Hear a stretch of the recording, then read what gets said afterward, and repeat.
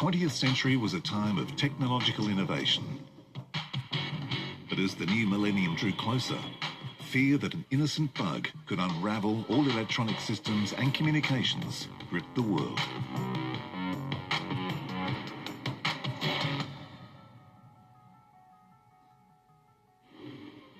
From machines that took up an entire room to handheld devices, the 20th century had seen the creation of computers. And as technology advanced, they became smaller and more sophisticated. But just as the world was preparing to ring in the new century, wonder at this new technology turned to panic.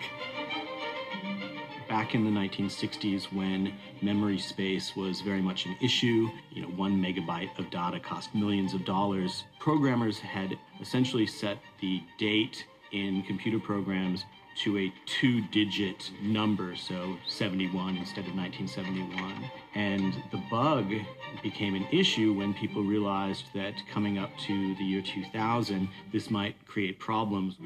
By 1999, computers have reached the saturation point where they controlled many aspects of everyday life. It may have been disastrous if computers got so confused by the date, in particular which century it was, that they shut down completely. The fear was that computers that were controlling critical infrastructure like power plants, military installations, banks and financial institutions, dams, etc., the power grid, potentially could all be affected by this problem, which was not only a software problem, but also a hardware problem embedded into chips.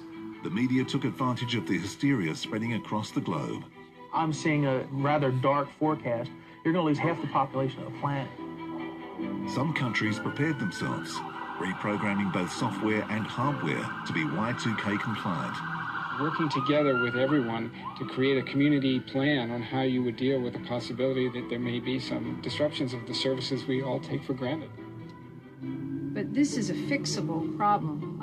This isn't a natural disaster. When midnight of the inevitable date came, the result was one of history's most tremendous anticlimaxes.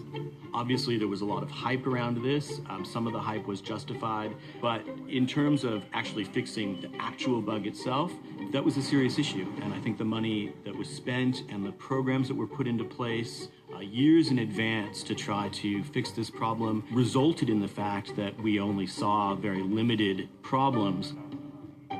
The new year came and there were a few anomalies, including an equipment fail in a Japanese nuclear plant, which was quickly supplied with backup power before any damage was done. I think the major lesson from the Y2K problem was just to what extent modern society relies on an extremely complex overlayering of technical, sophisticated computer networks, and it's important to build resilience into these critical infrastructure programs and financial institutions, et cetera, that rely on this electronic infrastructure. And in fact, we all rely on that for our day-to-day existence. More than anything else, Y2K highlighted that a lack of knowledge created a tendency to panic. The real lesson of Y2K was that the system most susceptible to failure is common sense.